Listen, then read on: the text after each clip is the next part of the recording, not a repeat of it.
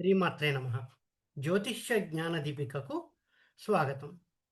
ఈ వీడియోలో అసలు విద్య మరియు ధనము ఎలా ఉంటుంది? ఎంత బావుంటుంది? అని ఎలా తెలుసుకోవాలనేది ఈ వీడియోలో తెలుసుకుందాం. అందరికీ మంచి విద్య ఉండాలి అనే కోరుకుంటారు. బాగా డబ్బులు సంపాదించాలి అని అనుకుంటూ ఉంటారు.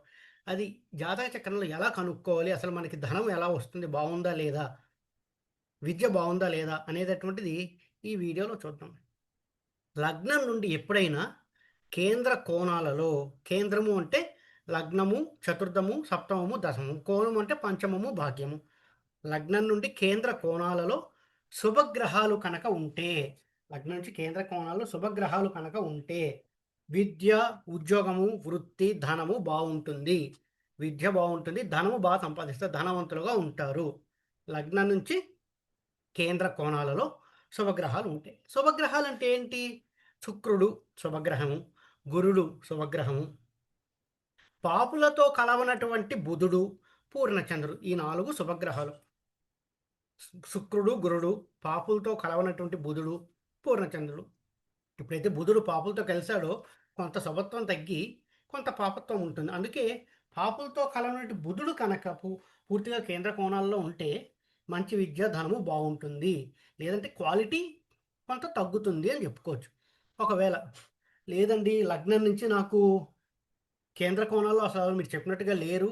శుభగ్రహాలు ఎక్కువ లేవు. కేంద్ర కోణాల్లో లగ్నంలో లేదు, చతుర్థంలో లేదు, సప్తమంలో లేదు, దశమంలో లేదు, పంచమంలో లేదు, భాగ్యంలో లేదు. మరి మాకు విద్య బాగుండదా? ధనం బాగా సంపాదించలేమా? అని అనుకుంటే కంగారు పడాల్సిందేం లేదండి. ఇక్కడ కారకాంశ లగ్నం నుంచి కూడా చూడాల్సి వస్తుంది. అసలు కారకాంశ లగ్నం అంటే ఏమిటి? ఇప్పుడు అది తెలుసుకుందాం. కారకాంశ లగ్నము అంటే మన జాతక చక్రంలో అత్యధిక డిగ్రీల దూరం ప్రయాణం చేసినటువంటి గ్రహాన్ని ఆత్మకారకుడు అంటాం. అది ఇంతకుముందు ఒక వీడియోలో చెప్పుకున్నాం.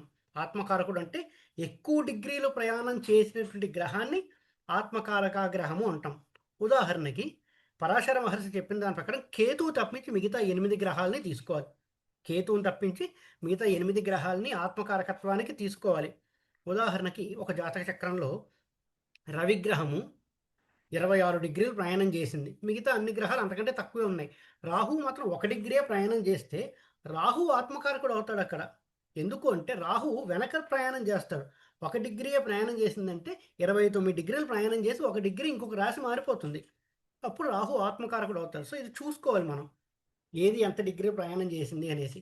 బట్ కంగారు పడాల్సింది ఏం లేదు. ఎన్నో టూల్స్ ఉన్నాయి. మనం ఆ టూల్‌లో వేస్తే ఆత్మకారక గ్రహం ఇచ్చేస్తుంది. మనం కాలిక్యులేట్ చేయాల్సిన అవసరం లేకుండా ఆ టూల్సే అన్నీ కాలిక్యులేట్ చేస్తాయి.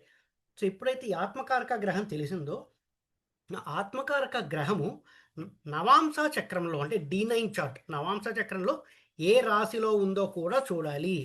ఆ ఆత్మకారక గ్రహము నవాంశ చక్రంలో ఏ రాశిలో ఉంది? ఆ రాశి ఏదైతే ఉందో ఆ రాశి కారకాంశ లగ్నం అవుతుంది. ఉదాహరణకి చెప్పుకుందాం. ఒక జాతకుడికి రాహువు ఆత్మకారక గ్రహం అయ్యాడు. అది నవాంశలో ఆ రాహువు మీనరాశిలో ఉంది అనుకుందాం. అప్పుడు కారకాంశ లగ్నము మీన లగ్నం అవుతుంది. కారకాంశ లగ్నం మీన లగ్నం అవుతుంది. సో ఈ కారకాంశ లగ్నం నుంచి కూడా మనం కేంద్ర కోణాల్లో ఏ గ్రహాలు ఉన్నాయో చూడాలి.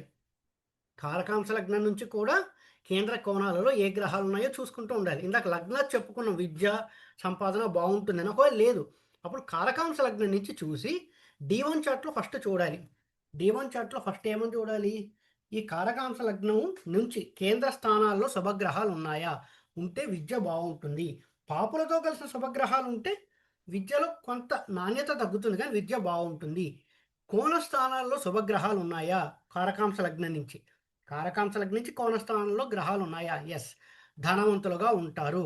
సో ఎప్పుడైతే కారకాంశ లగ్నం నుంచి కేంద్ర కోణాల్లో శుభగ్రహాలు ఉంటే విద్యావంతుడు, పండితుడు, ధనవంతుడు అవుతారు. విద్యావంతుడు, పండితుడు, ధనవంతులు అవుతారు. కేంద్రంలో ఉండే గ్రహాలన్నీ విద్యను సూచిస్తే, కోణంలో ఉండే గ్రహాలు ధనాన్ని సూచిస్తాయి. సో కారకాంశ లగ్నం నుంచి D1 చార్ట్‌లో ముందు D1 చార్ట్‌లో చూడాలి. D1 చార్ట్‌లో కేంద్ర కోణ స్థానాల్లో శుభగ్రహాలు ఉంటే యెస్ వెల్ అండ్ గుడ్ మంచి విద్య ఉంటుంది. చదువు బావుంటుంది. డబ్బులు సంపాదిస్తారు. పాపులతో కలిసిన శుభగ్రహాలు ఉంటే నాణ్యత కొంత తగ్గుతుంది. బట్ చాలా బావుంటుంది అని చెప్పుకోవచ్చు. ఒక్కొక్కసారి పాపులతో కలిసిన గ్రహాలున్నా, పాపులున్నా కూడా కేంద్ర స్థానంలో కారకాంశ లగ్నం నుంచి ట్రెడిషనల్ విద్యల్లో మంచి ఇదిగా ఉంటారంటే ఫ్రెంచ్ నేర్చుకోవాలనుకోవడం, జర్మన్ నేర్చుకోవాలనుకోవడం, లేదా సమ్ ఫారిన్ రిలేటెడ్ ఎడ్యుకేషన్ ఏదైనా చేయడం ఇలాంటివి ఉంటే, ఫారిన్ జాబ్స్ ఎక్కువగా చేయడం లాంటివి ఎక్కువగా ఉంటాయి. పాపగ్రహాలు ఉంటాయి. శుభగ్రహాలు ఉంటే మన సాంప్రదాయ విద్యలు ఎక్కువగా నేర్చుకుంటూ ఉంటారు. పండితులు అవుతారు. ఈ విధంగా అంటే సంస్కృతం నేర్చుకోవడం, మ్యూజిక్, డాన్స్ ఇలాంటి వాటిల్లో వాటిలో పేరు ప్రఖ్యాతలు సంపాదించడం లాంటివి ఉంటూ ఉంటాయి ఎక్కువగా. ఒకవేళ D1 చార్ట్‌లో కారకాంశ లగ్నం నుంచి కూడా అలా కాంబినేషన్స్ కుదరట్లేదంటే, నవాంశ చక్రంలో కారకాంశ లగ్నం నుంచి కేంద్ర కోణాల్లో స్థానాలు చూసుకోవాలి. అప్పుడైనా తెలుస్తుంది. లగ్నాత్ ద్వారా రావట్లేదు. D1 చార్ట్‌లో కారకాంశ లగ్నంలో కూడా మన కేంద్ర కోణాల్లో రావటం లేదు. అప్పుడు D9 చార్ట్ చూడాలి. D9 చార్ట్‌లో కారకాంశ లగ్నం నుంచి గనక కేంద్ర కోణాల్లో మళ్ళీ శుభగ్రహం ఉంటే విద్య, డబ్బులు బావుంటాయి. ఇవన్నీ చూసుకోవాలి. విద్యా, డబ్బులు ఎలా ఉంటాయంటే లగ్నాత్ చూసుకోవాలి. కారకాంశ లగ్నం నుంచి కూడా D1 చార్ట్‌లో చూసుకుంటూ ఉండాలి. ఆ తర్వాత D9 చార్ట్‌లో కూడా చూడాలి. దాన్ని బట్టి విద్యా, డబ్బులు బావుంటాయి అనేటువంటి విషయాన్ని తెలుసుకోవచ్చు. ఇక ఆ కారకాంశ లగ్నం నుంచి ఉండేటటువంటి శుభగ్రహాలు ద్విస్వభావ రాసులైతే డ్యూయల్ నేచర్ ఉన్నటువంటి జోడియాక్ సైన్స్ అంటారు. ద్విస్వభావ రాసులు ఏంటి? మిథునము, కన్య, ధనస్సు, మీనం. ఈ నాలుగిటిని ద్విస్వభావ రాసులు అంటాం. మిథునము, కన్య, ధనస్సు, మీనం. ఈ 4 ద్విస్వభావ రాసులు. వీటిల్లో కనుక కారకాంశ లగ్నం నుంచి వచ్చినటువంటి గ్రహాలు కేంద్ర కోణాలైతే యెస్ చాలా బావుంటుందని చెప్పొచ్చు. ద్విస్వభావ రాసుల నుంచి వచ్చే ఫలితాలు అత్యద్భుతంగా ఉంటాయి. ఆ తర్వాత ద్విస్వభావ రాసుల తర్వాత మంచి ఫలితాలు ఇచ్చేటటువంటిది స్థిర రాసులు. స్థిర రాసులైతే కూడా మంచి ఫలితాలు ఇస్తాయి. బావుంటుంది అని చెప్పొచ్చు. బావుంటుంది అని చెప్పొచ్చు స్థిర రాసులు. ఆ తర్వాత క్వాలిటీ చరరాశులకొస్తుంది. చరరాశుల్లో పడ్డాయనుకోండి ఎక్కువగా కేంద్ర కోణాల్లో ఉండే కారకాంశాల గురించి కేంద్ర కోణాలు అయ్యే గ్రహాలు కొంత సాధారణంగా ఉంటుంది అని చెప్పొచ్చు. స్థిర రాశులైతే ఇంకాస్త బెటర్. ద్విస్వభావ రాశులైతే కీర్తి ప్రతిష్టలు కలుగుతాయి. అవార్డ్స్ వస్తాయి. పేరు ప్రఖ్యాతులు ఉంటాయి. మంచి కాంబినేషన్ ఉంటుందని చెప్పుకోవచ్చు. ఈ విధంగా ఉంటాయి. మేషము చర, వృషభం స్థిర, మిథున ద్విస్వభావ అని కర్కాటకం చర, సింహం స్థిర, కన్య ద్విస్వభావ, చర స్థిర ద్విస్వభావ ఈ కాంబినేషన్ ఉంటుంది. ఈ విధంగా మీరు చూసుకున్నారంటే ఏ రాసుల్లో ఉన్నాయో తెలిసిపోతుంది.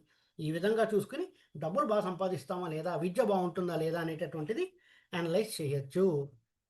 ఈ వీడియో కనుక మీకు నచ్చినట్టయితే లైక్ చేయండి. మీ ఫ్రెండ్స్ అందరితో షేర్ చేయండి. మరిన్ని వీడియో నోటిఫికేషన్స్ కోసం మా ఛానల్ సబ్స్క్రైబ్ చేసుకోండి. ఎవరైతే నా దగ్గర ఆస్ట్రాలజీ కన్సల్టేషన్ తీసుకోవాలి అని అనుకుంటున్నారో ఈ కింద కనిపిస్తున్న నెంబర్కి వాట్సాప్ ద్వారా నన్ను కాంటాక్ట్ చేస్తే ఆన్లైన్లోనే ఆస్ట్రాలజీ కన్సల్టేషన్స్ తీసుకోవడం జరుగుతుందండి. ఎవరైతే జ్యోతిష్యం నేర్చుకోవాలి అని అనుకుంటున్నారో, ఇంట్రెస్ట్ ఉంది నేను జ్యోతిష్యం నేర్చుకోవాలనుకుంటున్నారో వాళ్ళు కూడా కింద కనిపిస్తున్న నెంబర్కి వాట్సాప్ ద్వారా నన్ను కాంటాక్ట్ చేస్తే ఆన్లైన్లోనే జ్యోతిష్యం నేర్పడం జరుగుతుందండి. ఆల్రెడీ ఒక బ్యాచ్ రన్ అవుతోంది. మోస్ట్లీ అక్టోబర్ ఎండింగ్ ఇంకొక బ్యాచ్ స్టార్ట్ చేస్తాం. ఆ బ్యాచ్కి ఇంట్రెస్ట్ ఉన్న వాళ్ళు ఇప్పుడే నాతో కాంటాక్ట్ అయితే రిజిస్టర్ చేసుకోవచ్చు. ఓం నమో నారాయణ.